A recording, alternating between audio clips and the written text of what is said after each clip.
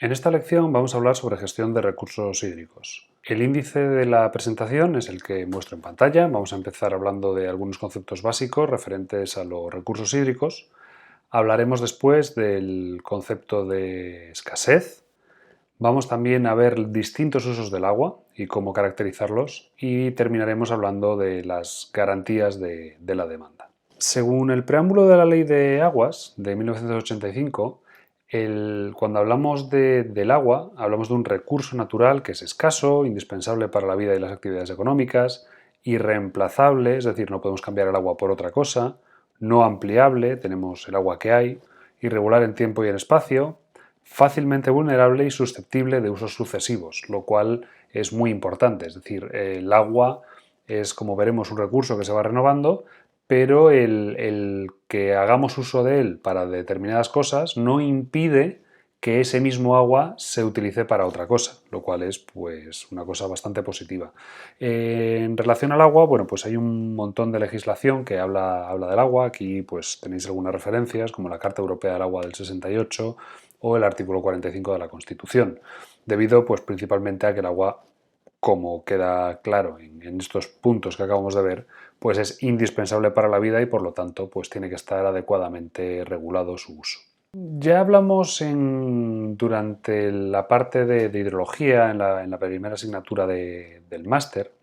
El agua forma parte del ciclo hidrológico, es el elemento constituyente de dicho ciclo y, digamos, pues tiene la propiedad de que se va renovando, ¿no? Al ser un ciclo, bueno, pues el agua va pasando por distintas fases y ese ciclo es el que lo convierte en un recurso renovable, en que el agua va pasando y el agua que pasa ahora es un agua que probablemente pasó hace tiempo por la misma sección y que podemos ir utilizando.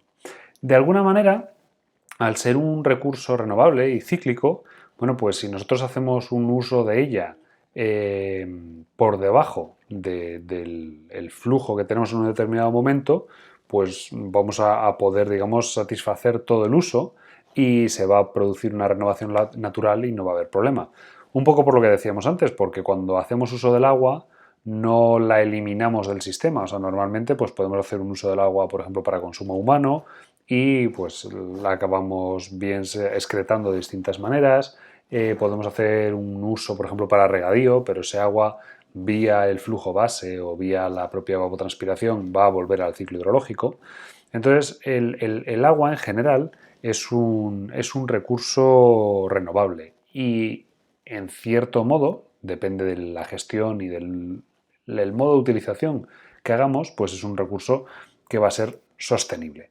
Veremos también que no todos los recursos hídricos, o no todas las explotaciones de los recursos hídricos son sostenibles, ¿no? Porque hay algunos recursos que son pues, no renovables, como veremos más adelante. Entonces, cuando hablamos de recurso hídrico renovable, nos referimos a la aportación total del territorio en el proceso del ciclo hidrológico, entendiendo por dicha aportación el flujo efluente del mismo, es decir, la aportación de la red fluvial más las fugas subterráneas del territorio. ¿De acuerdo? Eso es lo que consideramos como recurso hídrico renovable, básicamente el agua de los ríos, poniéndonos así, digamos, simplificando mucho, pero bueno, por eso es la aportación de la red fluvial más las fugas subterráneas del territorio. Respecto al recurso hídrico no renovable, bueno, pues el recurso hídrico no renovable es el que tiene que ver con las reservas, bien en los sistemas superficiales o subterráneos. Es decir, recurso hídrico no renovable sería el agua que tenemos en lagos naturales, sería el agua que tenemos en acuíferos, ¿de acuerdo? ¿Por qué no renovable? Bueno, pues en principio porque de la misma forma que definimos un acuífero como aquel depósito geológico de agua que es capaz de transmitirla y almacenarla en suficiente cantidad y a la suficiente velocidad como para ser relevante hidrológicamente, bueno, pues aquí ocurre algo similar. Cuando nosotros tenemos un depósito subterráneo, un acuífero, tenemos una reserva de agua, pero normalmente, dependiendo del uso que hagamos, si nosotros extraemos agua de esa reserva por encima de lo que es la recarga natural, vamos a reducir la cantidad almacenada y no se va a poder recuperar, ¿de acuerdo? Esto lo iremos entendiendo con con más ejemplos a lo largo de la lección. Entonces, bueno, que quede más o menos planteado el tema, pero como os digo, iremos afinándolo. Cuando hablamos de reservas, bueno, pues nos referimos a los almacenamientos naturales de agua presentes en un momento dado y en un lugar concreto, ¿de acuerdo? Y pueden ser tanto los superficiales como los subterráneos. En cuanto a superficiales, pues principalmente pensad en lagos, es la forma más clara, y en cuanto a los subterráneos podemos pensar en acuíferos, ¿de acuerdo? Y luego el recurso hídrico natural, bueno, pues es una definición que se liga a un territorio y se suele identificar habitualmente con el concepto de recurso hídrico renovable, no considerando el recurso no renovable dentro de esta definición de recurso hídrico natural por su condición de reserva, ¿de acuerdo? Iremos viendo, ya os digo, a qué nos referimos exactamente con esa definición de reserva. Bueno, pues como ya sabemos, tenemos un ciclo hidrológico, donde tenemos la precipitación, hay una parte que se evapora directamente de los mares, parte de esa precipitación entra como recarga al acuífero, que puede aparecer como la componente de flujo base, otra parte no llega a infiltrarse y directamente se convierte en escorrentía superficial, y todo eso, bueno, pues da lugar a lo que sería el ciclo hidrológico. Concretamente en España, bueno, pues para tener así una idea de cuál es ese recurso hídrico natural, ese componente renovable, estaríamos hablando de unos 222 milímetros, ¿de acuerdo? Que son, bueno, 111 kilómetros cúbicos al año, lo cual, bueno, pues no nos dice nada. El 222 milímetros es un número más claro.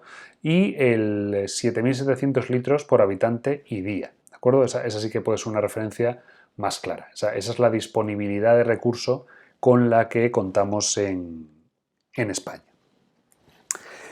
Luego hay otra definición que es el recurso hídrico potencial, ¿de acuerdo? Y sería la parte del recurso hídrico que constituye la oferta potencial del territorio, es decir, teniendo en cuenta las restricciones existentes en ámbitos superiores al del propio territorio. Esto ya empieza a incluir, en cierto sentido, política. Esto no es un concepto ya puramente hidrológico, sino que tenemos que introducir una serie de restricciones. Restricciones como pueden ser las ecológicas, pues mantenimiento de los caudales ecológicos, las sociales o socioeconómicas, ¿de acuerdo? El hecho de que debido a una serie de servidumbres, bueno, pues todo el recurso disponible hay una parte que ya está vinculado y por lo tanto no podemos utilizar, y pueden ser geopolíticas. Pensad, por ejemplo, en cuencas como la del Tajo o el Duero, ¿de acuerdo? En donde estamos compartiendo parte del agua, es decir, nosotros no podríamos construir en la frontera una presa que elimine el flujo que existe, ¿de acuerdo? Con lo cual, no todo el agua que precipita sobre las cuencas del Tajo y el Duero en territorio español es aprovechable, ¿de acuerdo? ¿Por qué? Bueno, pues porque tenemos una serie de servidumbres que hay que cumplir. Por eso, digamos, el recurso hídrico potencial, como vemos, pues es algo menor, ¿no? De 222 que teníamos en el caso del recurso hídrico natural a 178 milímetros. De 7.700 litros y habitante y día a 6.100 litros habitante y día. Entonces, bueno, siguiendo un poco con esta línea, tendríamos también lo que se llama el recurso disponible. En otros sitios lo podéis ver como recurso garantizado, movilizable o regulado. Y este recurso sería la fracción del recurso potencial realmente aprovechable, ¿de acuerdo?, más los resultantes de los trasvases que afecten al territorio en estudio. Es decir, que el recurso disponible tiene en cuenta cuál es el recurso potencialmente explotable más las adiciones o sustracciones que realicemos. Cada vez que uno hace un trasvase, lo que está haciendo es reducir el potencial de una cuenca para cederlo a la otra. Acordaos que, como hablábamos, la distribución espaciotemporal del recurso hídrico es muy desigual. Hay épocas donde llueve más, épocas donde llueve menos, zonas donde llueve más, zonas donde llueve menos, pero normalmente la población pues la tenemos distribuida de otra forma, no suele seguir exactamente el patrón espacial de la precipitación. Por eso, digamos, el recurso disponible, esa generación teniendo en cuenta precisamente los trasvases, es un concepto también bastante importante a tener en cuenta cuando hablamos de recursos hídricos. Entonces, hasta aquí las definiciones principales. Es importante tener en cuenta, cuando hablamos de recursos hídricos, el concepto de escasez. Veremos más adelante las diferencias que hay entre escasez y sequía cuando estudiemos las sequías, pero es importante tener en mente el concepto de escasez para poder entender también parte de los conceptos que subyacen a la gestión de recursos hídricos. Entonces, bueno, la verdad es que los recursos hídricos en una cuenca no son ni abundantes ni escasos, son los que son, ¿de acuerdo? Es decir, nosotros tenemos un entorno natural en donde hay una cierta cantidad de agua y el ecosistema estará adaptado a esa cantidad de agua.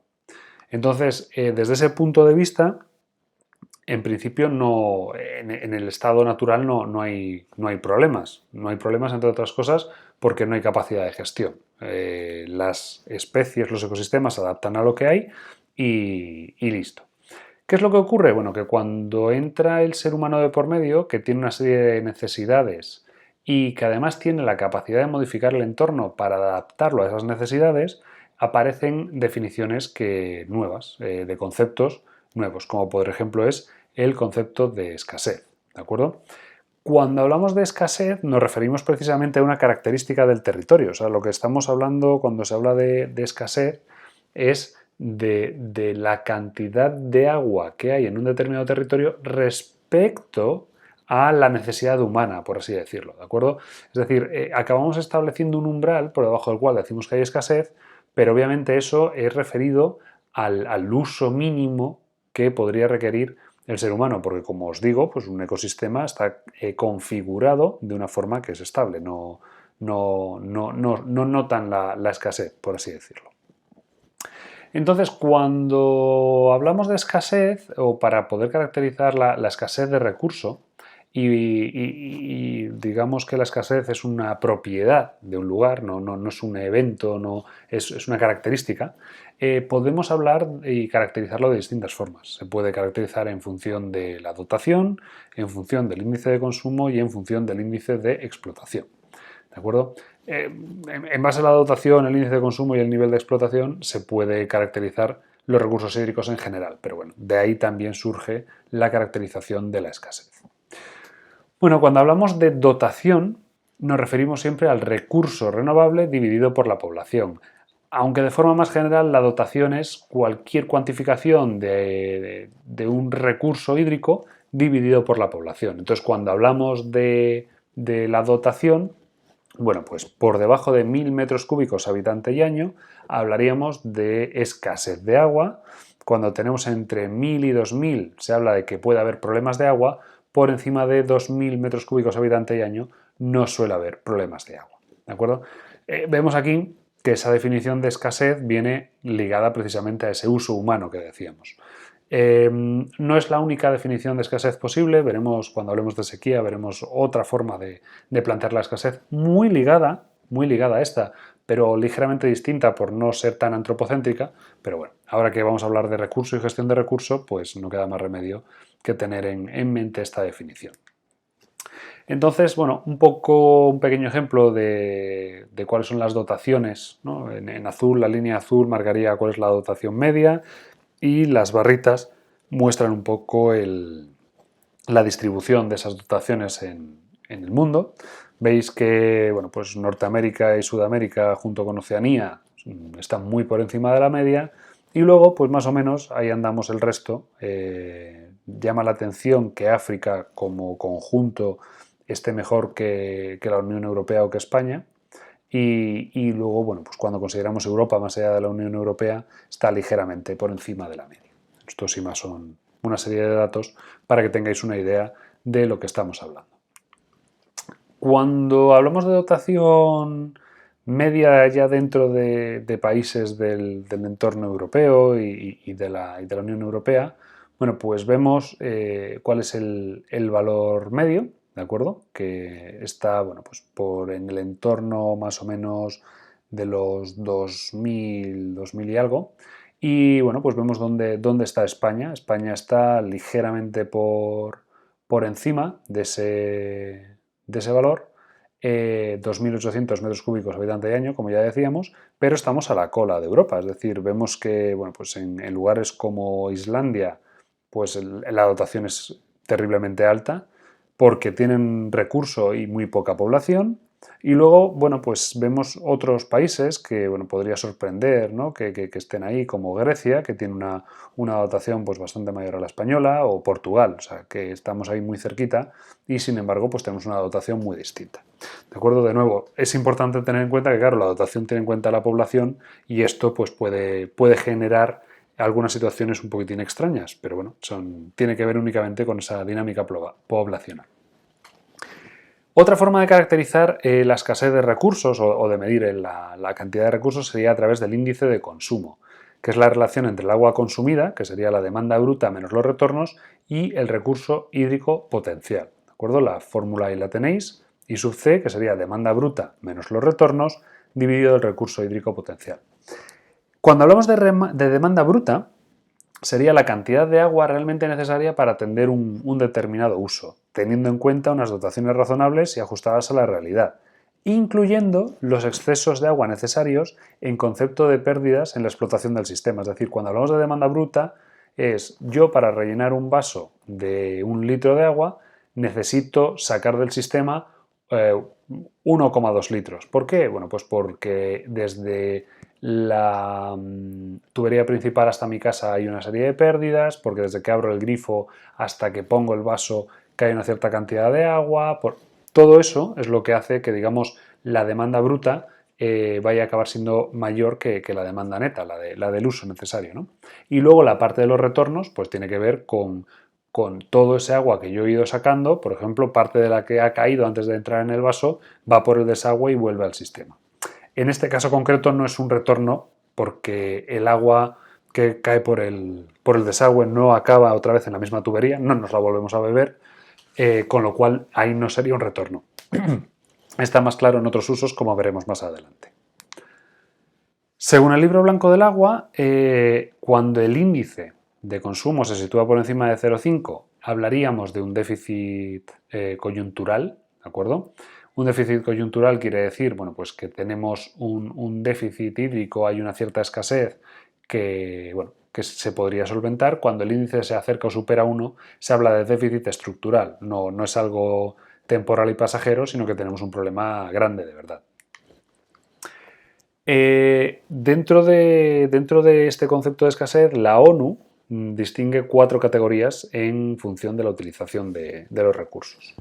Se habla de escasez de agua reducida en países que consumen menos del 10% de sus recursos, escasez de agua moderada a países que consumen entre el 10 y el 20, escasez de agua media alta entre el 20 y el 40 y escasez de agua severa cuando los países consumen más del 40% de los recursos, ¿de acuerdo?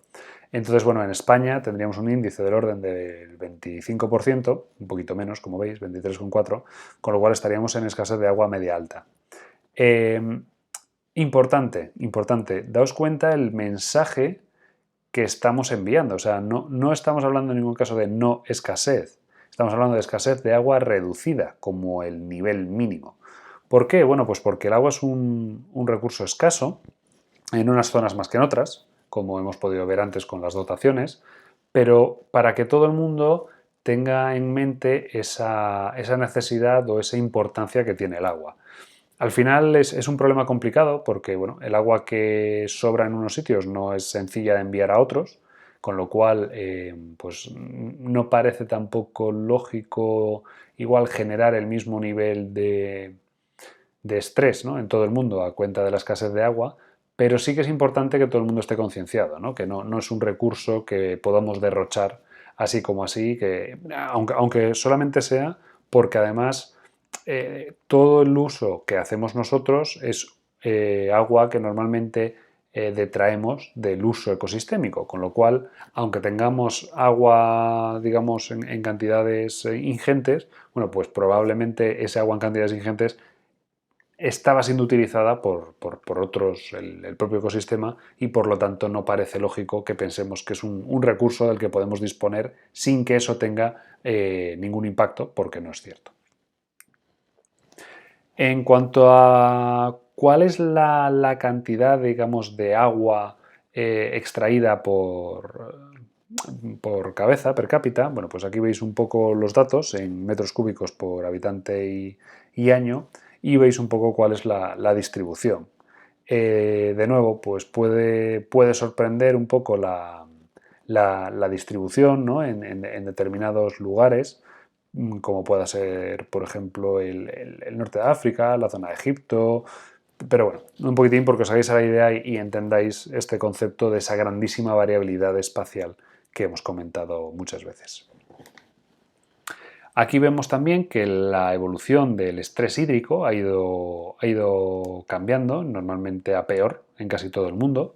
Vemos que uno de los sitios donde menos estrés hídrico tienen pues es en Sudamérica, por bueno, pues motivos un poco evidentes. Es un terreno muy natural, con grandísimas cantidades de agua, y a pesar de que la población es elevada, bueno, pues hay un montón de agua, ¿no? Norteamérica, en principio, pues es otro lugar donde también hay muchísimo agua, pero como podéis ver, sí que ha habido y está habiendo un incremento en el estrés hídrico, y llama pues también la atención el incremento general del estrés hídrico, sobre todo en Europa. Sitios donde hay poco estrés hídrico y que pueden llamar la atención, bueno, pues podría ser África, pero de nuevo, tenemos que entender que para que haya estrés hídrico tiene que haber población y tiene que haber actividad, ¿de acuerdo? Entonces, en sitios igual donde pues no hay mucho agua, pero tampoco hay mucha actividad, pues no llega a desarrollarse un nivel de estrés significativo. El índice que nos queda por revisar sería el índice de explotación, que es el cociente entre la demanda bruta y el recurso hídrico potencial. Como veis, es muy similar al índice de consumo. Aquí no estamos teniendo en cuenta los retornos, y en este caso pues España se situaría en torno al 40%, que es del entorno de la media de muchos de los países de la Unión Europea. Puede verse aquí en la tabla pues la comparación entre el índice de explotación y el de consumo de España y otros países europeos. Al final, bueno, pues el índice de explotación es cuánto vamos a extraer del sistema, cuánto agua del sistema necesitamos, y el índice de consumo lo que realmente estamos utilizando. Y ahí vemos, bueno, pues que en España andamos entre el 40 y el 23%, Italia, si lo veis un poco más abajo, pues 35 y 16, Bélgica tiene un índice de explotación del 55, pero un índice de consumo muy bajo, del 4%. Luego veremos a ver por qué puede ocurrir esto, ¿no? Las características de los distintos usos y por qué puede haber sitios en donde, digamos, se extrae tantísimo agua y se consume tan poco, ¿no? Ya os adelanto que esto muchas veces pueden ser usos industriales de refrigeración, en donde básicamente sacamos agua del río, la usamos para refrigerar y el agua vuelve al río. Entonces, ¿qué ocurre? Necesito una fracción muy importante de recurso, pero no lo consumo, con lo cual, bueno, pues ahí está la diferencia. De nuevo, si en lugar de trabajar con datos de consumo, trabajamos con estos otros datos, bueno, pues podríamos generar otra serie de mapas de estrés hídrico, digamos, a nivel mundial, bueno, tampoco aporta una información muy superior o muy distinta a la que habíamos visto anteriormente. Muy importante, y esto a pesar de que lo hemos ido remarcando en las distintas asignaturas, a la hora de hablar de gestión es esencial, es el tema de la irregularidad temporal. La irregularidad temporal viene a medir cuál es la disponibilidad de agua a lo largo del año, ¿de acuerdo? Entonces, la irregularidad temporal lo que implica es, nosotros normalmente cuando tenemos una demanda de agua, por ejemplo, el agua que nosotros necesitamos para beber, para el consumo humano, bueno, pues depende principalmente de la población y va a ser más o menos constante a lo largo del año. Quizá en los meses donde hace más calor consumimos algo más de agua, y en los meses más fríos algo menos, pero es más o menos constante. Sin embargo, la distribución temporal del recurso no es constante. Es decir, sabemos que existen épocas de lluvias, épocas de secano, etcétera, etcétera. Normalmente, además, en climas templados coincide que la época de lluvias es la opuesta a la época cálida, de tal forma que la época de mayor consumo es la época de menor demanda, ¿de acuerdo? Esa irregularidad temporal da problemas. Da problemas porque si no hacemos nada, y si no hacemos nada quiere decir si no tenemos ninguna forma de regular esa irregularidad, En principio, lo que nos marca nuestra capacidad de crecimiento como sociedad sería la disponibilidad de agua cuando menos agua hay. ¿De acuerdo? Ese sería el límite. Y a partir de ahí, pues habría un montón de recurso desaprovechado. Y entender este desaprovechado, entre comillas, por lo que hemos dicho antes. Es decir, el recurso no se desaprovecha porque existen otra serie de consumidores naturales que lo van a estar utilizando. Entonces, la forma en que tenemos de medir la irregularidad temporal, bueno, son varias, pero bueno, normalmente pues, la podemos medir a través de, por ejemplo, el coeficiente de variación, que sería el cociente entre la desviación típica y la media, de tal forma que vemos cuánto varía digamos, de forma relativa a la cantidad que tenemos. ¿De acuerdo? Esa sería una forma de medirlo. Normalmente, cuanto mayor sea el coeficiente de variación, quiere decir que más irregularidad tengo, es decir, más fuerte es la variación respecto al valor medio. Con respecto a esta irregularidad temporal, bueno, pues en la tabla veis cuál sería el coeficiente de variación en distintas cuencas, ¿de acuerdo? Cuanto mayor es el coeficiente de variación, como hemos dicho, más variabilidad. Entonces veis que, por ejemplo, tenemos en las cuencas del norte, bueno, pues los valores son de los más bajos que vamos a encontrar, ¿no? La zona norte 1, 0,22, norte 2, 0,14, norte 3, 0,16. Y los mayores valores, bueno, pues la tenemos, por ejemplo, en el Guadalquivir y en el sur, que están del orden de 0,28, 0,27, o en el Guadiana, que estamos hablando del orden de 0,30, o en Canarias 0,33. ¿De acuerdo? Esta es una forma de medir esa irregularidad temporal. De la misma forma, bueno, pues podemos analizar dentro de esta irregularidad otra componente que sería la irregularidad espacial, o sea, es decir, cómo el recurso se utiliza de forma distinta en el espacio. Veis que en el norte, tanto el índice de explotación como el de consumo pues son relativamente bajos, y veis que cuando miréis las dos últimas columnas hay números que hacen que uno se pueda echar las manos a la cabeza, ¿no? Especialmente el del Segura. Tenemos un índice de explotación del 286% y un índice de consumo del 210%.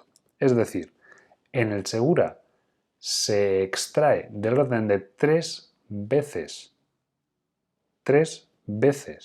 la cantidad de agua disponible y se consume del orden del doble. ¿Cómo ocurre eso? Bueno, pues a través de trasvases, ¿de acuerdo? Es la única justificación. Pero, porque obviamente no se puede explotar más del 100% del recurso, por definición. Entonces, bueno, pues esto es un poco una muestra de por qué hay problemas de agua muchas veces, ¿de acuerdo? Porque cuando en el Segura están explotando 3 veces o una cantidad de agua que es igual a 3 veces la que tienen disponible en su propia cuenca, quiere decir que han desarrollado una serie de actividades que requieren mucho agua sin tenerla y las han desarrollado porque el agua se ha traído de otro sitio. ¿Esto es un problema? Bueno, pues esto puede ser un problema, ¿de acuerdo? O sea, la distribución, esa irregularidad en la distribución espacial del agua, pues puede causar problemas porque, claro, esta situación no es sostenible. Si hubiese un problema serio en la infraestructura de trasvases, pues ya os podéis imaginar el problema que eso iba a suponer dentro de la actividad económica de la cuenca del Segura. Entonces, bueno, pues todo este tipo de irregularidades llevan a esto, ¿de acuerdo? Realmente es un caso muy llamativo, ¿de acuerdo? No suele ser lo habitual, pero bueno, es importante destacarlo para que lo tengáis en cuenta. Vamos ahora a pasar a hablar de distintos usos del agua. Los usos del agua más habituales, que son los que vamos a cubrir, son los usos domésticos, los industriales, los agrícolas, hidroeléctricos, recreativos, navegación fluvial, usos medioambientales y piscicultura y acuicultura. En términos generales, estamos hablando que la agricultura va a representar del entorno del 80%, es el uso más importante, repartiéndose luego casi a partes iguales el uso doméstico con el industrial, ¿de acuerdo? Que son los grandes usos, digamos, los tres grandes grupos de usos que podemos encontrar. Es importante, en cualquier caso, darse cuenta de que, claro, dependiendo de dónde nos estemos moviendo, del continente, como podemos ver en la figura de la izquierda, o de los países de la Unión Europea en la derecha, pues el reparto de usos pues va a ser distinto, ¿no? Vemos que, por ejemplo, en el mundo el doméstico pues está en el entorno del 10%, el industrial en el entorno del 20% y el resto, en torno al 70% sería un agrícola.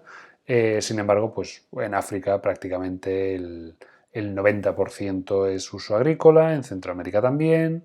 Norteamérica, sin embargo, vemos que el industrial pues tiene casi más peso que el agrícola, o ahí se andaría, ¿de acuerdo? Y en Europa, bueno, pues el industrial tiene bastante más peso que el agrícola. Sin embargo, luego cuando vamos país a país, bueno, pues nos damos cuenta de que dentro de la propia Unión Europea hay muchísima variabilidad, ¿no? Y España, junto con Grecia, pues son dos de los países que mayor nivel de uso agrícola tienen. Y, por ejemplo, bueno, pues vemos Dinamarca tiene una grandísima cantidad de uso urbano, y Bélgica, que la nombramos antes, pues tiene un uso de más del 80%, casi el 90% del agua hace un uso para refrigeración, que es lo mismo que pasa en Países Bajos, ¿no? Un poco intentando explicar aquellos índices de consumo y explotación que veíamos al principio.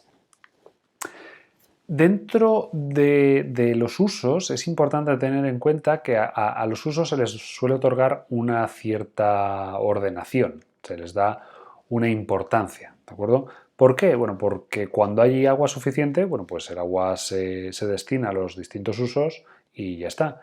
Pero es necesario priorizarlos para cuando hay algún momento de sequía.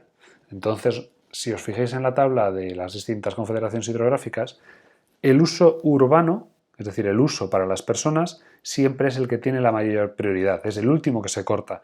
Por eso muchas veces cuando dicen, no, hay sequía, nosotros no nos enteramos porque vivimos en la ciudad, la cantidad de agua que utilizamos pues es relativamente baja y porque tenemos prioridad frente a otros usos. Veis, sin embargo, que luego la prioridad ya empieza a cambiar en función de la cuenca, ¿no? En el Guadalquivir, por ejemplo, el segundo uso en importancia es el agrícola, tercero es el hidroeléctrico, cuarto el industrial. Sin embargo, bueno, pues en el norte, según la cuenca, podríamos tener que el segundo fuese el industrial, el tercero el agrícola y el cuarto el hidroeléctrico, ¿vale? Es decir, ya tenemos distintas características. El que casi siempre acaba siendo el menos importante, pues es el de navegación, allá donde es posible, ¿de acuerdo? Y luego, bueno, pues usos relativamente menos importantes, como el recreativo, ¿no? O sea, si hay problemas de agua, pues no va a poder usted navegar en el embalse porque no hay agua para todo. Una demanda de agua, cuando hablamos de uso de agua, básicamente eso constituye una demanda. Y las demandas se caracterizan por distintos parámetros, ¿no? Puede ser a través del volumen demandado, a nivel anual o a cualquier otra escala, y su distribución en el tiempo, ¿de acuerdo? Lo cual, bueno, pues puede tener desde hablar de demandas anuales a mensuales, semanales, diarias o incluso horarias. El volumen retornado al sistema, es decir, de toda esa agua que demandamos, cuánta vuelve al sistema, y vuelve al sistema, de nuevo, estamos hablando del ciclo hidrológico, el agua no va a desaparecer, pero lo que decíamos antes, todo el agua que yo hago salir por mi grifo y que se va por el desagüe no vuelve al mismo sitio. Ese agua ahora va a irse a una estación de tratamiento de aguas residuales, ese agua volverá al río, que tendrá, o al río o al mar, tendrá que evaporarse hasta que vuelva al sistema. ¿De acuerdo? Con lo cual hay usos que sí que llevan retorno y usos que no llevan retorno. Muy importante en una demanda es la calidad exigida al recurso hídrico o hidráulico, porque no es lo mismo agua para refrigerar, que si tiene patógenos, pues nos es indiferente porque no va a estar más que en contacto con elementos metálicos, que agua para consumo humano o que agua para regadío. ¿De acuerdo? Otro punto importante es la calidad con la que se retorna el recurso hidráulico o hídrico al cauce, ¿de acuerdo? Es decir, nosotros exigimos una calidad para el agua que consumimos, pero también imponemos unos límites a lo que se puede verter, ¿de acuerdo? De ahí, por ejemplo, todo el tema de las depuradoras, porque al final, si no le ponemos límites, pues un pueblo aguas arriba que vierta todas sus aguas fecales en el río va a hacer que el agua del río no pueda ser consumida por un montón de pueblos aguas abajo. Entonces, por eso es importante el exigir una calidad al agua retornada. Y, bueno, finalmente también cuál es la garantía de suministro que necesitamos, que es otro parámetro importante. Veremos las garantías más adelante, pero básicamente lo que viene a decir es qué porcentaje del tiempo admito que no se cumpla alguna de las características de la demanda. Y veremos que eso también está regulado por ley. Cuando hablamos de demanda podemos hablar bien de demanda neta, que sería la necesidad de agua estricta para atender un uso. Lo que os decía antes, yo necesito 1 litro de agua para llenar un vaso de agua, eso sería la demanda neta, y demanda bruta sería la cantidad de agua que necesito de verdad para atender el uso, teniendo en cuenta las pérdidas y otras características, ¿de acuerdo? Entonces, la demanda bruta es el agua que yo saco del sistema, demanda neta el agua que realmente necesito para cubrir el uso. La demanda bruta siempre ha de ser o va a ser mayor o como poco igual que la demanda neta. Claro, entendiendo esta diferencia entre demanda bruta y neta, bueno, pues podríamos definir la eficiencia de un sistema de explotación como la relación entre la demanda neta y la demanda bruta. Cuanto más cerca esté la demanda neta de la bruta, pues mayor va a ser ese índice de eficiencia. ¿De acuerdo? Los mayores valores se dan pues en el ámbito urbano, para el uso doméstico, que estamos en eficiencias del entorno del 80 al 90%. En el caso del uso industrial, pues también muy parecido, y realmente donde las eficiencias caen mucho es en el uso agrícola. ¿De acuerdo? Normalmente las infraestructuras de riego, bueno, pues muchas veces no están todo lo mantenidas que debieran o no están todo lo bien diseñadas que debieran, y tenemos pues eficiencias que pueden llegar a ser muy bajas, del orden de hasta el 20%. Esto no es así en todos los países, de hecho por eso pues sistemas como el riego por goteo y otros pues lo que hacen es intentar hacer un mejor uso del agua para aumentar esta eficiencia y hacer que un bien escaso sea más aprovechado. Claro, si yo paso de tener una eficiencia del 20% a tener una del 60%, es como si tuviese 3 veces más agua. ¿De acuerdo? Entonces, bueno, pues es importante tener ese tipo de conceptos en mente. Cuando hemos hablado de demanda y antes hablando del índice de consumo, bueno, pues hablábamos de los retornos. Bueno, pues el retorno es el volumen de agua utilizado y no consumido que se incorpora de nuevo al cauce del río. Es decir, es aquella agua que he podido retornar sin haber o a través de algún tratamiento o directamente de la que había tomado inicialmente. ¿De acuerdo?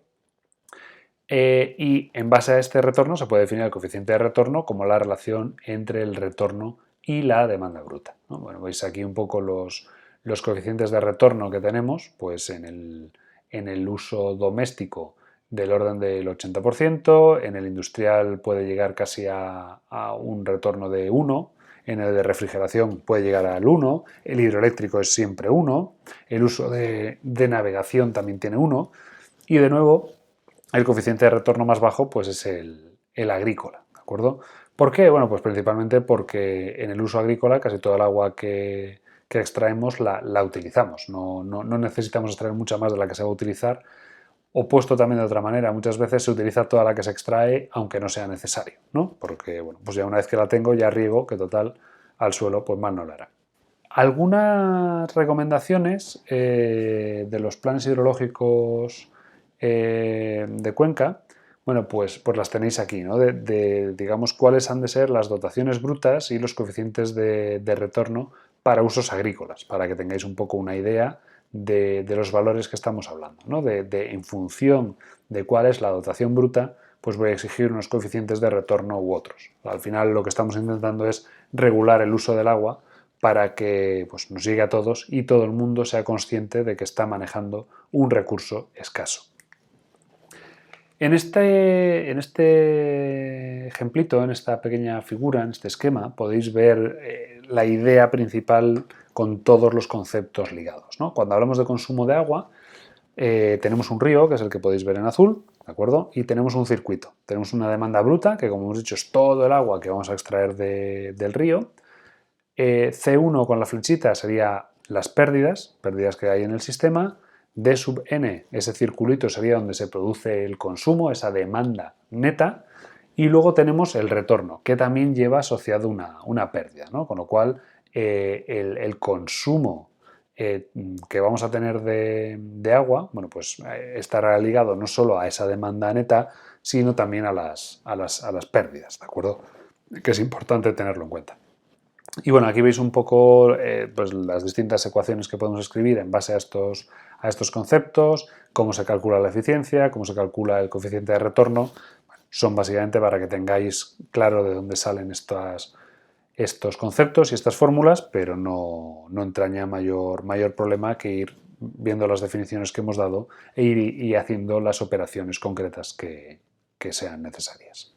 Y terminando ya con la parte general de usos del agua, bueno, pues de nuevo recordar el índice de consumo y el índice de explotación, que ya habíamos visto anteriormente, cómo se definen, y que son, bueno, pues dos de los índices a partir de los cuales definimos en algunos de los planes hidrológicos de cuenca cuáles van a ser los límites de explotación que podemos asignar a distintos usos. Entonces, dentro de esta parte general también es importante diferenciar entre lo que es un uso consultivo y no consultivo, lo que es un uso prioritario y secundario, común y privativo, compatible e incompatible. Cuando hablamos de usos consultivos y no consultivos, nos referimos, cuando hablamos de consultivos, a los que extraen el recurso de su ubicación natural, lo utilizan para sus fines y luego lo vierten en un sitio diferente, reducido en cantidad y con una calidad distinta. ¿De acuerdo? Lo que os decía, el uso doméstico. Yo extraigo agua del grifo, que es un agua que me viene con una alta calidad, que puedo utilizar para beber, para cocinar, para limpiarme, y una vez que yo me he limpiado, una vez que me he duchado, el agua que yo devuelvo al sistema es algo menos, o mucho menos, pero en el caso doméstico es solo algo menos, de la que yo inicialmente había extraído y tiene una calidad distinta, aparte de que la voy a verter en otro sitio. ¿De acuerdo? Eso es un uso consultivo, he consumido el agua. ¿De acuerdo? Eso pasa con ciertos usos industriales y pasa con el uso agrícola. Yo saco el agua del río, la echo a la tierra y esa agua de la tierra va a volver en gran parte vía evapotranspiración a la atmósfera y vía flujo base, normalmente mucho más aguas abajo del punto de extracción inicial del agua. Cuando hablamos de usos no consultivos, pues aquellos que normalmente no requieren sacar el agua de su lugar natural ni modifican el recurso, ni en cantidad ni en calidad. Quizá el más claro puede ser el uso hidroeléctrico. Yo almaceno el agua en el mismo sitio donde estaba, la calidad va a ser pues, más o menos la misma. Tenemos claro que cambiar un sistema lótico por otro léntico, bueno, pues va a generar o puede generar algún problema de calidad, pero bueno, en general, pues el agua está ahí, ¿de acuerdo? Y otros dos, bueno, pues podrían ser los usos recreativos y de navegación. O sea, yo cuando paso con mi barco por un río, pues al principio no estoy ni reduciendo la cantidad de agua ni modificando su calidad, ¿no? Con lo cual, bueno, pues eso sería la diferencia entre usos consultivos y usos no consultivos. Otra clasificación sería la de usos prioritarios y usos secundarios, que bueno, ya la hemos presentado antes cuando hemos hablado de la prioridad de los usos. Usos prioritarios serían aquellos que van a satisfacer pues, las necesidades más perentorias, normalmente el doméstico, el industrial y el agrícola, y luego pues, usos secundarios serían aquellos de los que podemos de alguna forma prescindir. Podría ser los energéticos o navegación, por poner un ejemplo. Pero bueno, en realidad, bueno, pues el que es prioritario y que es secundario, pues va a depender de una priorización, sin más. Luego tendríamos también los usos comunes y los privativos. Usos comunes, los que pueden realizarse por cualquiera sin autorización administrativa. Por ejemplo, beber agua del grifo, bañarse, o con una autorización administrativa como pudiese ser, por ejemplo, la navegación. Y cuando hablamos de usos privativos, serían los que necesitan de una licencia o una concesión administrativa, ¿no? Como podría ser el uso hidroeléctrico. Nosotros no podemos construir una presa en un sitio porque nos apetece y ponernos a turbinar agua, ¿de acuerdo? Ahí sería un poco la diferencia entre uso común y uso privativo. Otra de las clasificaciones, y quizá la más importante, es la de usos compatibles e incompatibles. Cuando hablamos de usos compatibles, son aquellos usos en que la realización del uno no afecta a la de otro. Usos compatibles podría ser el uso recreativo con el de hidroeléctricas. Por ejemplo, yo puedo tener un embalse en el cual tengo pues, navegación y gente nadando y al mismo tiempo estoy turbinando agua. No hay ningún tipo de problema, con lo cual son usos compatibles. Hay otros usos que pueden ser, por ejemplo, complementarios, ¿no? Que la realización de uno depende de la del otro. Si, por ejemplo, yo tengo una central hidroeléctrica cuya salida va desviada a un canal para riego, solo puedo regar con aquella agua que haya turbinado, con lo cual son complementarios. Si no turbino agua, no tengo agua para regar. Y la tercera categoría serían los usos alternativos incompatibles, y es aquella categoría en la cual, bueno, pues, un uso automáticamente elimina otro. Por ejemplo, si yo tengo dentro de un mismo embalse, saco agua para consumo humano y para uso agrícola. El agua que saque para consumo humano va para consumo humano y no para agrícola. No tengo forma de compatibilizar esos usos. Esta quizás sea la clasificación más importante de todas. Y ahora vamos a pasar a hablar un poco de cada uno de los usos y de sus características. El primero del que vamos a hablar es el uso doméstico, que ya como os podéis imaginar y como hemos repetido, bueno, pues es el que se da en zonas urbanas y rurales, principalmente ligada a la actividad humana, ¿no? Las características principales pues es la variabilidad temporal, tanto estacional como horaria, que como veremos, bueno, pues a nivel estacional tiene una variación relativamente baja, y a nivel horario, bueno, pues sí se puede ver una variación más importante. La elevada calidad exigida en comparación con otros usos, es decir, el agua de boca tiene que ser de una calidad excelente, porque, bueno, si no puede provocar problemas muy grandes de salud, y no es a una persona. O sea, como os podéis imaginar, en un sistema de distribución de agua, si la calidad es mala, pues vamos a generar un problema muy grande a mucha gente. Y requiere un alto nivel de seguridad en el suministro. O sea, no podemos tener a la gente una semana sin agua, ¿de acuerdo? Porque estamos generando un problema muy importante. Bueno, respecto a la distribución de las demandas, a la izquierda tenéis cuál sería la distribución a lo largo del año, por los meses, y a la derecha la demanda por horas. Bueno, veis un poco que nunca nos alejamos demasiado de la media. Tenemos pues variaciones del entorno de un más menos 40%, ¿de acuerdo? Y como os decía, bueno, pues normalmente hay un consumo mayor en los meses de verano que en el resto del año. Respecto al consumo por horas, bueno, pues ya os imagináis que de madrugada el consumo es menor y durante las horas diurnas pues el consumo es algo más elevado, como era de esperar. Tampoco es ninguna sorpresa especialmente relevante. Como hemos dicho, el uso doméstico casi siempre se caracteriza vía la dotación, es decir, el volumen medio diario de agua a suministrar por cada habitante. ¿De qué va a depender esto? Bueno, pues de la forma de urbanización, del tamaño de la ciudad, de la importancia de las actividades industriales y comerciales, de las condiciones climáticas, de la calidad del agua, del régimen tarifario. Va a haber un montón de variables que van a influir en cuál es la dotación. Cuando hablamos de dotaciones, bueno, pues tenemos arriba las dotaciones de América del Norte, Centroamérica, América del Sur, Asia y Oceanía, y abajo las de África y Europa, ¿de acuerdo? Tenemos, bueno, por un lado las rayas horizontales que veis de lado a lado son las medias, y por otro lado pues tenéis las barritas correspondientes a distintos lugares, ¿de acuerdo? Y veis que, bueno, pues la dotación, como ya habíamos visto anteriormente, es bastante variable, ¿no? De unos lugares a otros, y depende pues, precisamente de eso, de la disponibilidad de recurso y de la población. El segundo de los usos que vamos a ver es el uso industrial. En principio, cuando hablamos de uso industrial, bueno, pues estamos hablando de grandes usos, ¿de acuerdo? O sea, normalmente, si tenemos, no sé, alguna actividad de índole casi artesano que use agua, casi que se incorpora dentro del uso doméstico, ¿de acuerdo? Cuando hablamos de usos industriales, estamos hablando de industrias de gran tamaño y que requieren un análisis individualizado de sus necesidades, ¿de acuerdo?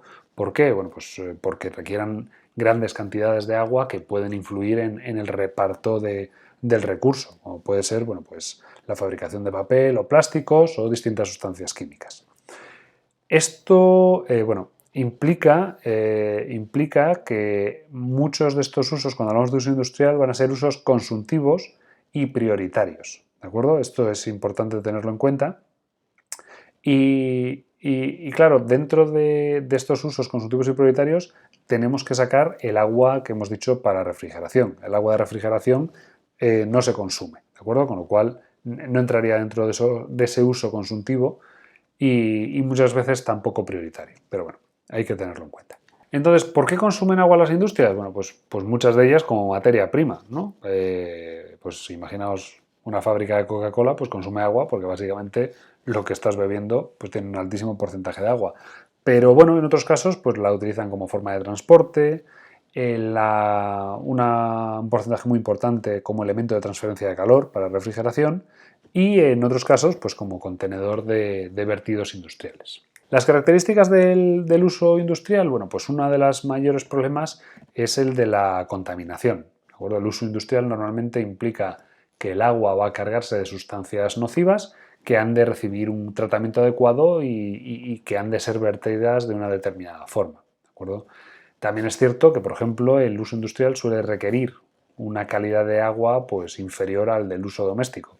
¿Por qué? Bueno, pues porque normalmente cuando ese agua va a participar de algún proceso químico, por ejemplo, en donde se van juntando reactivos y solutos y demás, bueno, pues el hecho de que haya bacterias, pues probablemente no afecte, ¿no? Las únicas que se van a ver, digamos, negativamente afectadas van a ser las bacterias. Entonces tiene un requerimiento menor. Y luego es también importante tener en cuenta que el coste del recurso, agua, suele suponer una parte poco importante del coste total de producción, ¿de acuerdo? Depende un poquitín de la industria, pero bueno, ahí veis algunos ejemplos, ¿no? En el caso del textil, pues estamos hablando que podría llegar hasta un 6% del coste, los lácteos el 3%, para que tengáis un poco una idea de dentro de ese ciclo de producción que llevaría la industria, bueno, pues qué porcentaje representa ese agua dentro del coste total. El siguiente uso sería el uso agrícola. Y el uso agrícola, bueno, pues una forma así como muy fina de decirlo, es que se utiliza para satisfacer los déficits de evapotranspiración de los cultivos. Como hemos visto ya, las plantas necesitan agua para poder realizar la fotosíntesis, es decir, para diluir el dióxido de carbono atmosférico y construir pues, sus proteínas, sus hidratos de carbono, etcétera, etcétera, es decir, para construir su sustento y su comida. Y, digamos, es uno de los usos quizá más importantes del agua, especialmente pues, en España, ¿no? Y importancia quizá no tanto igual en cantidad, como hemos visto, que es muy similar al uso industrial, pero sí importancia en el sentido del el gran peso que tienen los regantes en la gestión del agua en España. En principio, bueno, el uso agrícola, cuando hablamos del uso agrícola nos referimos sobre todo al regadío, como os podéis imaginar, ¿no? Porque hay ciertos cultivos, los de secano principalmente, bueno, que se alimentan de la precipitación natural sin ninguna necesidad de suplementar estos aportes naturales. La característica principal pues, es una demanda variable a lo largo del año y muchas veces muy variable porque no, hay cultivos que no están todo el año activos, sino que solamente es una parte del año, por lo tanto hay una parte del año en que no necesitamos agua y otra en que sí.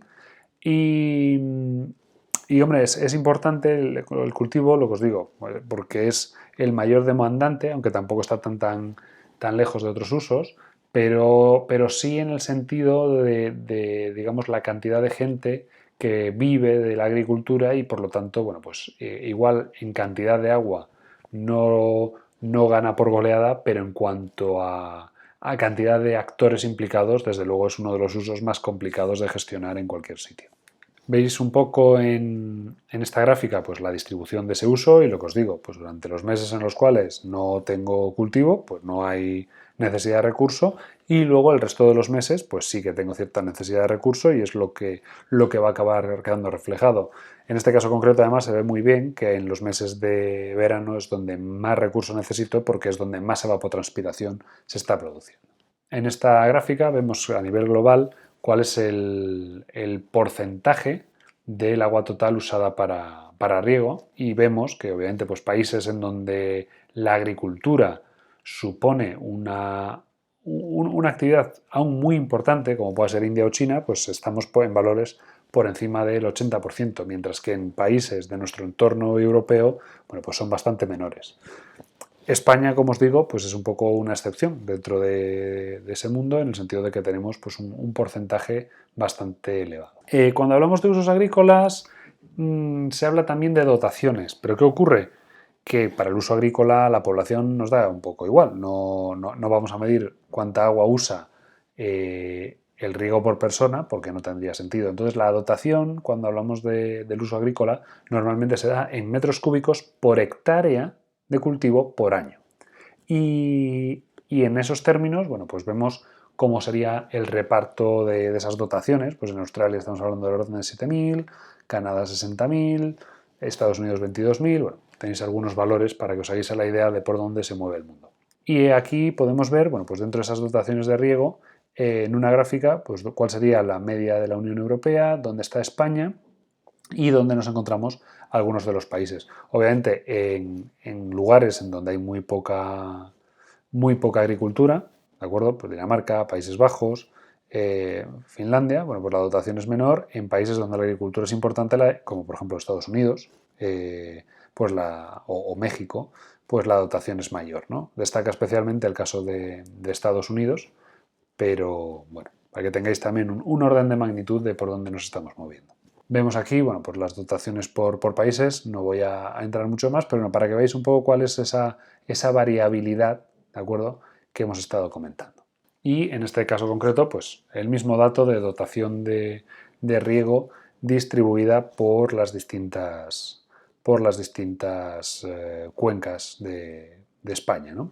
Y aquí, bueno, pues sí que puede llamar un poco la atención el hecho de que está bastante repartida la cantidad de agua que tenemos por hectárea y año en toda España, de una forma, digamos, que puede llamar la atención respecto a cuál era el reparto espacial de ese agua que habíamos comentado anteriormente.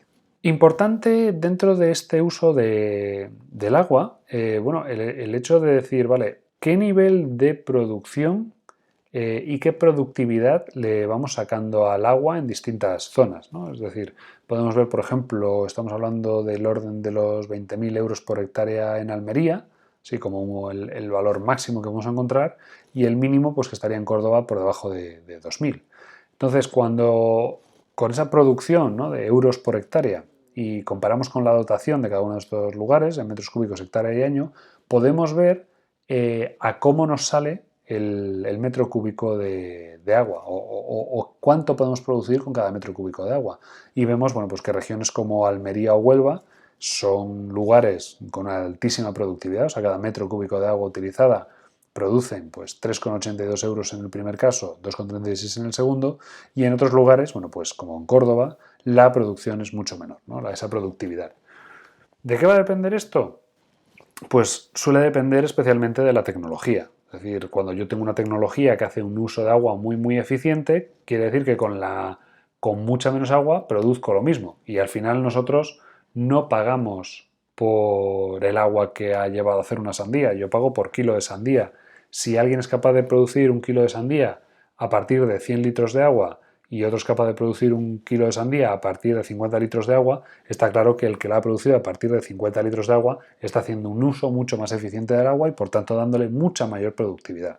Esto es muy importante, o sea, el aumento de la productividad en los usos agrícolas es esencial. ¿Por qué? Porque si estamos hablando de un recurso escaso, tenemos que intentar maximizar la productividad de cada metro cúbico de agua. Es esencial para poder, de alguna forma, reducir los efectos que tiene ese recurso escaso. Vemos en la tabla, bueno, pues cuáles son los rangos de productividad en distintas cuencas y cuáles son, bueno, pues en base a cuál es el total de riego y qué porcentaje de cada uno de estos usos tiene qué productividad. Porque, bueno, ya os podéis imaginar que obviamente no todos los agricultores utilizan la misma tecnología, no todos los agricultores van a estar sacando la misma productividad y en según qué cuencas, bueno, pues tenemos mayores o menores productividades dependiendo del agricultor y del cultivo en concreto. Y aquí vemos, bueno, pues cuál es el nivel de empleo creado en base a la productividad del agua.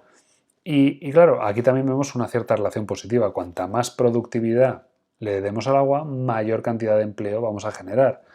Lo cual es, pues también parece lógico. Si con la misma cantidad de agua yo produzco más, voy a tener más dinero y voy a poderme permitir que contratar a alguien para que me ayude. ¿De acuerdo? Entonces, por eso es otra de las, digamos, de los objetivos, intentar aumentar la productividad del agua, precisamente porque eso acaba generando empleo. El volumen demandado por un regadío de agua se calcula como pues el área que tenemos de regadío en hectáreas multiplicado por cuál es la demanda bruta, medida en dotación, ¿no?, en metros cúbicos por hectárea y año, y como normalmente van a ser volúmenes muy grandes, los vamos a medir en hectómetros muy cúbicos por año, y por eso multiplicamos por 10 a la menos 6. Esa sería la forma de medir el volumen demandado por un regadío. Lo que os decía, el hecho de que yo vaya a tener una productividad mayor o menor va a depender en gran medida del sistema de riego, en que sea por gravedad, en que sea presión, en que tenga una distribución continua, una distribución por rotación, una distribución a demanda, es decir, y todo esto va a depender pues, de un montón de factores, de cuál sea la topografía, la permeabilidad, cantidad de agua, calidad, clima, el cultivo concreto, la mano de obra, es decir, hay un montón de factores que van a afectar a este uso agrícola. Entonces, bueno, pues veis, por ejemplo, sistemas de riego, a la izquierda vemos un sistema a manta, que no es más que inundo el campo para que todo ese agua percole. En la siguiente imagen, a la derecha, tenéis pues, un sistema de riego por surcos, en donde lo que hacemos es pues, inundar esos surcos, ¿de acuerdo? Y ese agua va a penetrar hasta las raíces y va, por tanto, a alimentar a las plantas. Tenemos luego distintos métodos de pues, bien estacionarios, móviles semifijos o fijos y de desplazamiento continuo, bien sea pues, los de pivot o los enrolladores, donde bueno, pues, de distintos sistemas de riego. Aquí podéis ver pues, en la imagen de arriba uno fijo de tubería enterrada y abajo otro móvil semifijo donde podríamos moverlo. Aquí, bueno, pues más ejemplos, veis el de pivot, que es este que tiene ruedecillas y va girando, que da, bueno, por los circulitos estos verdes que veis ahí abajo de riego, veis el desplazable de avance frontal. Bueno, cada uno de estos usos, pues va a tener, cada uno de estos sistemas de riego, perdonad, va a tener sus características y va a hacer que podamos hacer un uso mejor, más intensivo de cada unidad de agua que utilicemos. Uno de los quizá más importantes es el riego por goteo. El riego por goteo pone el agua únicamente allí donde se necesita y además en una cantidad lo suficientemente pequeña como para que toda se vaya infiltrando. O sea, lo que hace el riego por goteo es buscar la máxima eficiencia y por lo tanto vamos a determinar un régimen de riego tal que me permita optimizar la cantidad de agua que acaba dentro del suelo. ¿De acuerdo? Entonces, normalmente los sistemas de riego por goteo son los que acaban dando una mayor productividad. Pues para que tengáis una idea, aquí veis la eficiencia en la aplicación de agua en distintos sistemas. Cuando tenemos riego por superficie, básicamente echamos agua en la superficie y que entre, pues podemos tener bueno, pues en eficiencias tan bajas como del 30%, mientras que en el riego por goteo pues podríamos llegar al 90%. ¿De acuerdo? Entonces, esa multiplicación, ese por 3 de la eficiencia, pues quiere decir que tengo más agua para otras cosas. Por eso es muy importante y uno de los grandes caballos de batalla en general, no solo en España, en todo el mundo, es precisamente esa incorporación de tecnología por parte de los agricultores en los sistemas de regadío, precisamente para hacer un uso más inteligente del agua. El siguiente uso sería el uso hidroeléctrico. ¿De acuerdo? En el uso hidroeléctrico es un uso peculiar porque, como hemos dicho, pues es un uso no consultivo y se caracteriza bueno, pues por una serie de factores que son los que vamos a ver, ¿no? Serían potencia y energía, el factor de carga, coeficiente de equipamiento, horas de utilización de la central y coeficiente energético. Cuando hablamos de potencia, la potencia de una central hidroeléctrica la podemos calcular con la fórmula de arriba, ¿no? 9,8, que supongo que os recuerde a la aceleración de la gravedad, por H, que es lo que llamamos altura del salto neto, por el caudal turbinado y por los rendimientos de las turbinas, que serían R1 y R2. Esto sería la potencia. Potencia es energía por unidad de tiempo. Por lo tanto, para calcular la energía producida en kilovatios hora, pues tomamos la potencia, la fórmula de la potencia, y la multiplicamos por el número de horas de funcionamiento. Y si lo que queremos es calcular la energía producida por año, bueno, pues tenemos algunas fórmulas aproximadas, como la que veis en pantalla, 0,0023 por la aportación anual turbinada, o sea, cuánta agua turbino al año, por el salto neto. El salto neto no es más que la altura de agua efectiva que yo tengo, es decir, la cantidad de energía que lleva el agua cuando yo la turbino. Un parámetro importante es lo que se llama el factor de carga para el uso hidroeléctrico, que representa el grado de utilización a que ha estado sometida la central durante un periodo de tiempo determinado, ¿de acuerdo? Entonces se define como la potencia media a la que habría funcionado la central durante todo el año para lograr la producción que de verdad ha obtenido, ¿no? ¿De acuerdo? De alguna forma tomamos la energía producida, la dividimos de 8.760 para calcular cuál ha sido la potencia media en el año y dividimos de la potencia máxima. El nombre es bastante indicativo. Factor de carga implica cómo de cargada ha estado la central. ¿De acuerdo? Un factor de 1 quiere decir que he producido todo lo que podía haber producido y un 0,5 indica que he producido la mitad de lo que podría haber producido de forma máxima. Un valor similar es el coeficiente de equipamiento, que es la relación entre la potencia máxima y la media, es decir, es el inverso del factor de carga. ¿De acuerdo? De nuevo, en la literatura vais a encontrar ambos valores, bueno, pues para que tengáis claro de dónde salen, pero bueno, básicamente están representando exactamente el mismo concepto. Importante, las horas de utilización de la central, que es el cociente entre la producción y la potencia máxima.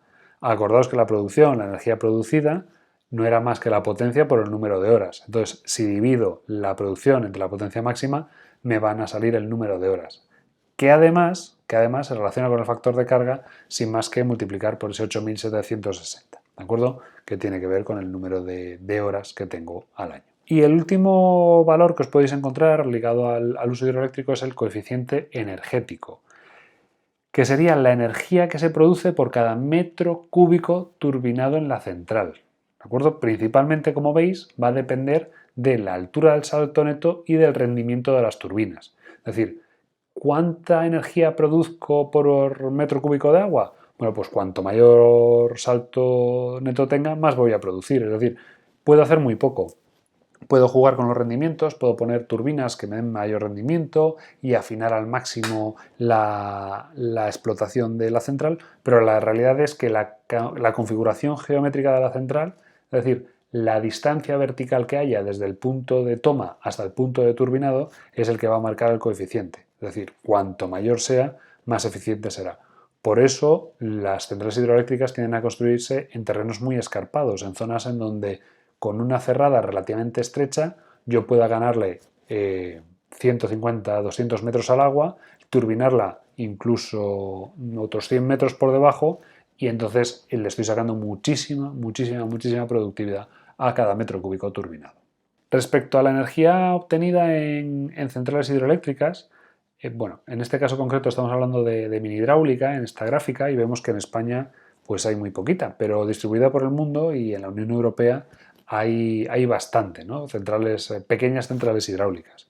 En España la verdad es que las centrales de producción hidroeléctrica tienen un tamaño en general medio, ¿no? Medio porque, bueno, en comparación con algunos monstruos de los que nos encontramos en Latinoamérica o en Asia, pues realmente no tenemos ríos para tener gran hidráulica, ¿no? Aunque llamemos grandes presas a muchas de nuestras presas que pues son relativamente pequeñas en comparación con las que existen en otros lugares. Respecto a la potencia instalada en España, bueno, pues podéis ver un poco la evolución en la gráfica de arriba a la izquierda y la distribución que tenemos, bueno, pues en España en las dos tablas, una la de arriba a la derecha y en la gráfica de abajo a la izquierda, y bueno, la distribución de mini hidráulica en Europa. Un poquitín porque tengáis una idea de la evolución, que además es relativamente poca porque el uso hidroeléctrico, sobre todo en países de nuestro entorno, pues está cada vez más regulado y cada vez más controlado y la verdad es que es muy difícil desarrollar nuevos proyectos. En el caso del uso hidroeléctrico, hay dos tipos de centrales. Normalmente cuando hablamos de hidroeléctricas todo el mundo piensa en las del segundo tipo, las que son centrales de agua embalsada, que son las que construimos una presa y esa presa lo que hace es guarda agua, aumenta su nivel y se utiliza ese agua para turbinar, ¿de acuerdo? Esas son las centrales de agua embalsada, pero también existe otro tipo de centrales que son las que se llaman centrales de agua fluyente, ¿de acuerdo? Donde lo que ocurre es que tenemos un río normalmente muy caudaloso y lo que hacemos que es una pequeña entrada de agua, sea, lo que ponemos es en uno de los laterales del río una tubería a través de la cual sacamos agua que llevamos a turbinar y devolvemos al río más adelante. Obviamente las de agua fluyente son mucho más económicas porque no tenemos que construir una presa, tienen mucho menor impacto, pero bueno, veremos más adelante cuando hablemos de precisamente la explotación de aguas subterráneas y aguas superficiales, el por qué en muchos lugares construimos presas. Y ya os voy adelantando que tiene que ver con la irregularidad en el reparto temporal del agua. En la introducción a la lección ya habíamos visto que una demanda de agua se define por una serie de características: cantidad de agua, su distribución en el tiempo, calidad, etc. Y habíamos dejado pendiente una métrica que es el nivel de garantía. Cuando hablamos de nivel de garantía, lo que estamos hablando es de fiabilidad. ¿Qué porcentaje del tiempo estoy cubriendo la demanda o qué porcentaje de la demanda total estoy cubriendo? Vamos a centrarnos ahora precisamente en ver qué factores afectan esta garantía, cuál es el problema de la garantía en los sistemas y la necesidad de incorporar la repercusión de los fallos. Primero de todo, hay que decir que la garantía está cada día más cuestionada como criterio único y exclusivo para el dimensionamiento de embalses. Es decir, necesitamos unas métricas más claras.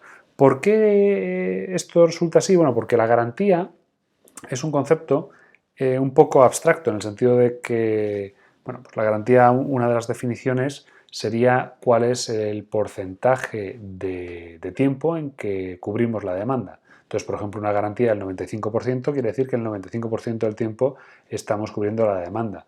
¿Qué ocurre? Que, claro, depende de cuál sea el periodo de tiempo que estemos utilizando para el cálculo, pues nos puede salir una garantía un poco mayor o un poco menor. Dependiendo de que al comienzo del periodo tengamos el embalse lleno, vacío o a mitad, también va a cambiar la garantía. El hecho de que utilicemos unas reglas de explotación u otras pueden cambiar la garantía. Entonces, la garantía como criterio único, que ha sido, bueno, pues una máxima, al menos en España históricamente, bueno, pues cada vez está más discutido y con razón. ¿Quiere esto decir que no es útil? No, ni mucho menos. Lo que quiere decir es que la garantía es una información muy condensada y que muchas veces para poder diseñar y afinar y crear, bueno, pues necesitamos algo más de finura que la que nos proporciona la mera garantía. Respecto al problema de la garantía en los sistemas, bueno, pues el problema básico suele ser determinar el volumen de embalse necesario para satisfacer las demandas de un lugar y de distintos usos. Otra forma de plantear el mismo problema es, en lugar de determinar el volumen de embalse, es con un volumen de embalse dado, ver qué volumen de demanda podemos atender con una cierta garantía. ¿De acuerdo? Ese es el doble juego que solemos tener. Hay que diseñar un embalse nuevo y, por tanto, necesitamos ver qué volumen darle para llegar a una garantía en las demandas, o tenemos que operar un embalse existente y queremos garantizar pues, una determinada garantía. Y ese es el problema con el que vamos a estar jugando.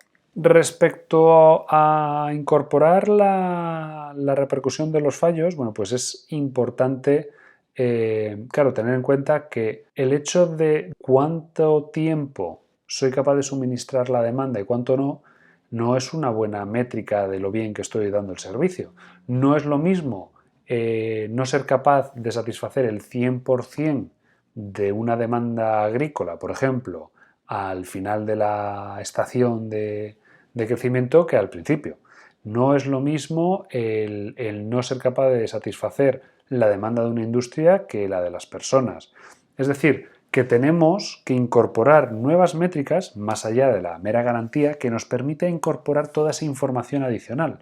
Y la forma de hacer este tipo de análisis es por la vía del riesgo. El riesgo, que no es más que un análisis de posibles escenarios en los cuales consideramos los posibles impactos y sus probabilidades de ocurrencia. Y con eso podemos hacer una métrica mucho más fina. Hay otros análisis que podríamos realizar, donde bueno, pues podríamos hacer un análisis de la frecuencia, intensidad y duración de los déficits, algo muy similar a lo que haremos más tarde cuando caractericemos las sequías, ¿de acuerdo? Y donde realmente, bueno, pues en lugar de estar contando el porcentaje del tiempo en que suministro o cuál es el porcentaje total de la demanda que suministro, porque claro, no es lo mismo un suministrar el 95% del volumen total de demanda con un déficit del 5% siempre, que tener un déficit total y absoluto de no poder satisfacer nada durante un periodo que puede tener un impacto mucho mayor que el escenario anterior que habíamos comentado. Entonces, bueno, cuando trabajamos con garantías, vamos a ver que tienen un montón de limitaciones, como estamos hablando, pero hay distintos índices. Los tenemos basados en la ocurrencia de fallos, basados en la duración de los fallos, basados en la severidad de los fallos, en la repercusión económica o, bueno, hay distintas relaciones también entre ellos. Cuando hablamos de los basados en la ocurrencia de fallo, lo que vamos a decir que es un fallo, lo que vamos a definir como fallo, es el no ser capaz de satisfacer la demanda. ¿De acuerdo? Si alguien nos está demandando 100 unidades de agua y solo le damos 99,9, eso es un fallo. Y si le damos 50, eso es un fallo. Igual de fallo que el anterior. Es una variable binaria, fallo o no fallo. De ahí parte del problema que comentábamos antes. Entonces, de alguna manera, lo que está midiendo este tipo de índices de garantía sería un poco el riesgo de fallo, ¿no? Aquí vemos pues, dos formas de calcularla. Una podría ser a través de la garantía anual, que sería 1 menos el número de años en que se produce el fallo partido del número total de años analizado, o la garantía mensual, que sería 1 menos el número de meses en que se produce el fallo dividido del número de meses total analizado. Daos cuenta de una cosa. Imaginaos que tenéis el mismo caso, en donde estáis analizando 15 años de explotación de un embalse y hay un fallo un mes de un año concreto. Bueno, pues si tenéis 15 años, como hemos dicho, la garantía anual sería 1 menos 1 partido por 15, mientras que en la mensual sería 1 menos 1 partido por 12 partido por 15. Es decir, la garantía mensual va a ser mucho mayor. ¿Por qué? Porque defino el fallo a través de los meses y solo fallo un mes. Mientras que en la garantía anual estoy dando por fallado todo el año por haber fallado en un mes. Esto que parece una tontería, bueno, pues realmente en mucha de la historia hidráulica en España las garantías se definían a nivel anual y que hubiese un fallo en un momento dado del año pues se consideraba ya un fallo, ¿no? Y reducía la garantía y eso podía condicionar la operativa de un embalse, ¿de acuerdo? Porque veis un poquitín también de dónde surgen esos problemas que comentábamos de las garantías. Respecto a los índices basados en la duración de los fallos, tenemos el concepto de la garantía temporal, que se define como la fracción del periodo de operación total durante la cual la demanda fue plenamente satisfecha. Es decir, sumamos la duración de los periodos en los cuales hemos satisfecho la demanda y dividimos del periodo total. De alguna forma, esta garantía lo que está midiendo es el porcentaje de tiempo durante el cual he cumplido con las exigencias de la demanda. Respecto a los índices basados en la severidad de los fallos, bueno, pues encontramos principalmente dos, lo que se llama la garantía volumétrica y el índice de escasez. La garantía volumétrica, ¿qué es? La fracción de la demanda total satisfecha durante un periodo dado. Es decir, yo calculo cuánta demanda he sido capaz de satisfacer, cuánto agua he proporcionado a los distintos usos y divido del total que me habían demandado. 1 menos ese ratio sería la garantía volumétrica. El índice de escasez, bueno, pues básicamente es una suma de los déficits divididos de las demandas. Y todo ello vamos haciendo la suma, se divide del número de años y se multiplica por 100. ¿Vale? Ese ratio lo haríamos al cuadrado para tener en cuenta bueno, pues que déficits mayores dan un índice de escasez, una contribución al índice de escasez mayor. En estos casos concretos ya estamos midiendo de alguna forma la magnitud del evento de fallo, no son binarios. Por lo tanto, normalmente las garantías volumétricas ya nos dan una información mejor de lo que nos daban los valores anteriores. Respecto a la repercusión económica de los fallos, bueno, pues lo que hay que tener en cuenta es un poco el hecho de qué implica cada uno de estos fallos. Claro, dar como fallado un año porque haya fallado un día en una demanda agrícola, bueno, pues no tiene mucho sentido porque la consecuencia del fallo en un día pues es totalmente inexistente. Entonces no parece tener mucho sentido realmente que eso reduzca la garantía. Un fallo de una semana igual ya sí podría ser. Entonces, los índices de garantía, bueno, son índices que se han usado de forma histórica, pero podemos redefinirlos con una serie de condiciones. Por ejemplo, decidir que asumimos que hay un fallo cuando, por ejemplo, no se pueda satisfacer una demanda dada en un tiempo determinado. Por ejemplo, igual a nivel agrícola, pues la escala son los 3 días. Si yo puedo regar hoy, mañana o pasado, aunque yo tenía pensado regar hoy, pues igual no tengo mucho problema. Por ejemplo, en un tema de industria, donde yo necesito agua para refrigeración, pues probablemente si no tengo el agua ahora tengo que parar y eso ya me va a provocar un impacto económico. Entonces, bueno, esos no hay índices preestablecidos porque van a depender mucho de las características concretas de cada uso y por lo tanto, bueno, pues hay que definirlos. Y en la parte de abajo de la pantalla, pues tenéis la relación entre los índices, entre la garantía anual, la garantía temporal y la garantía volumétrica. Obviamente, claro, la garantía anual siempre va a ser el valor más pequeño. ¿Por qué? Porque, contras, fallo un día y ese año ya lo tumbé. Entonces, digamos, el impacto de un fallo es mucho mayor sobre los años. La garantía temporal, pues la garantía temporal va a ser siempre mayor que la anual. ¿Por qué? Porque estoy sumando los periodos durante los cuales estoy dando servicio. Si doy servicio durante 359 días al año, bueno, pues es que ya no me va a fallar un mes entero, me van a fallar únicamente 6 días, ¿vale? 6 días sobre 365. Ese sería digamos, el fallo. Uno menos eso sería el nivel de garantía que es alto. Y la volumétrica, pues tiene en cuenta mucha más información, porque ya está midiendo los volúmenes. O sea, si yo fallo durante 5 días, pero lo que estoy perdiendo es un 0,1%, o sea, no estoy satisfaciendo el 99,9% de la demanda, bueno, pues el fallo tiene muy poco impacto y por tanto voy a tener una garantía muy alta, ¿de acuerdo? Entonces, si tuvieseis que utilizar un valor para medir cuál es digamos, la operatividad de vuestro sistema, pues probablemente escogeríais la garantía volumétrica. ¿Qué ocurre? Bueno, pues de nuevo, que el mundo del agua no estamos hablando de problemas puramente técnicos, sino que ya se empieza cuando hablamos de gestión hay problemas también de índole política. Y entonces, claro, puede parecer que el hecho de que yo no sea capaz de satisfacer la demanda que me piden no tenga importancia apenas porque estoy un 1% por debajo de los valores, pero claro, eso puede hacer que yo esté todos los días en el periódico con alguien diciendo que mi gestión del agua es negligente porque no soy capaz de satisfacer las demandas necesarias. ¿De acuerdo? Y eso puede tener un impacto. Entonces, bueno, por eso os digo que el mundo de la gestión es un mundo más complicado porque salimos del mundo de las puras ecuaciones y las comparaciones y las integrales y los ratios para entrar en un mundo en el cual el objetivo que perseguimos es múltiple y por lo tanto, bueno, pues hay que tener cierto cuidado a la hora de aplicar distintas métricas.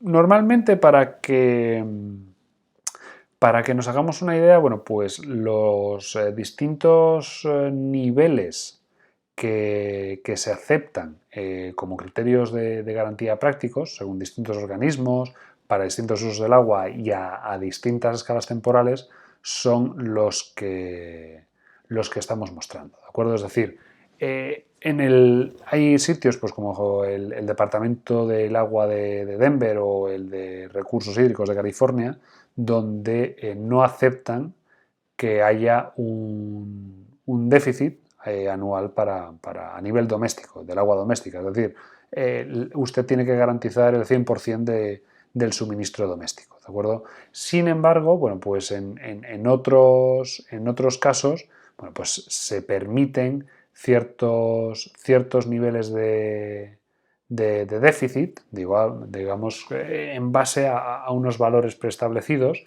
donde, bueno, pues la referencia sería a 10 años. Damos un valor a 10 años y lo que podemos admitir es, mire, usted no puede, en el déficit anual, no puede superar el valor de 0,5 veces ese valor del déficit que habíamos dado a 10 años.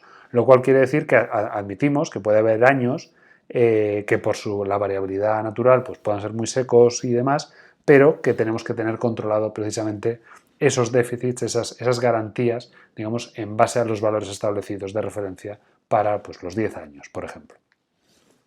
En otros casos, bueno, pues por ejemplo, Aquí veis cuál sería la garantía anual que exigen en la tabla de arriba, pues para regadíos y doméstico, usos de regadío doméstico, pues que van desde el 80% del Soil Conservation Service hasta valores pues del 95 al 98 del Seattle District Corps of Engineers, ¿de acuerdo? Y luego, bueno, pues veis aquí también una serie de índices basados en la severidad de los fallos, que es la que se utiliza en España, ¿de acuerdo? Pues a 1, 2 y 10 años. Al final los índices de garantía van a depender mucho del uso, hay veces que por ejemplo las aseguradoras usan unos índices específicos para decidir cuándo pagan y cómo pagan. Bueno, es un mundo bastante complejo. Nosotros en los ejercicios que vamos a hacer trabajaremos con los índices básicos, pero bueno, tened en cuenta que normalmente tendréis que buscar en la literatura y en la legislación aquellos índices que vayan a aplicar al problema concreto con el que os vayáis a enfrentar. Como resumen de conceptos, bueno, pues en esta diapositiva los tenéis. Los más importantes que hemos nombrado ya, la demanda bruta, la demanda neta, lo que es el recurso renovable y no renovable, los índices de consumo y explotación, ¿de acuerdo? Y las necesidades de agua y consumos. Estos son los conceptos más importantes, aunque esto no quiere decir que solo los miréis por aquí, es decir, repasar bien el vídeo y las diapositivas para entender bien los conceptos, pero bueno, aquí tenéis recogidos los más importantes como resumen de todo lo que hemos visto en esta lección.